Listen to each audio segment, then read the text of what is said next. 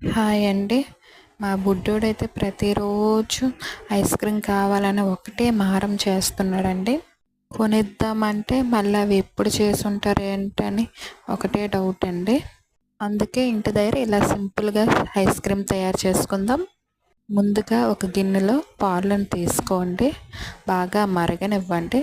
దానిలో సరిపడనంత చీనీని వేసుకోండి, బాగా చీనీ కరిగేంత వరకు కలుపుకోండి. ఇప్పుడు ఇంకో గిన్నెలో కాచిన పాలను కొద్దిగా తీసుకోండి, దానిలో కార్న్ఫ్లోర్ను 2 స్పూన్లు యాడ్ చేయండి. ఉండలు లేకుండా బాగా కలుపుకోండి. ఇలా కలుపుకున్న మిశ్రమాన్ని మరుగుతున్న పాలలో వేసుకొని బాగా కలుపుకోండి.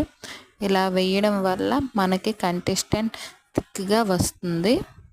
వేసిన తర్వాత అలా కొంచెంసేపు మరగనివ్వండి.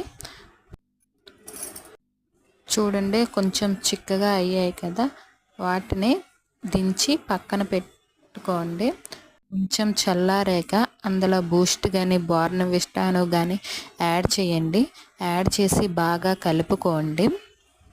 అలాగే పిల్లలు డ్రై ఫ్రూట్స్ తినమంటే తినరు కదా, మారం చేస్తారు కదా, అందుకే బాదం, పిస్తా మన దగ్గర ఉన్న డ్రై ఫ్రూట్స్ను చిన్న ముక్కలుగా కట్ చేసి వాటిలో వేయండి.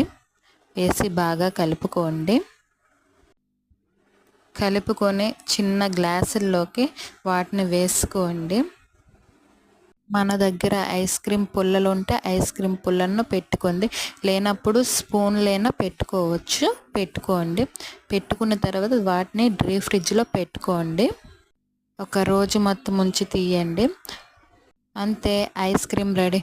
మా బుడ్డోడు ఆగలేకపోతున్నాడు, వెంటనే తీసుకొని టేస్ట్ చేశాడు.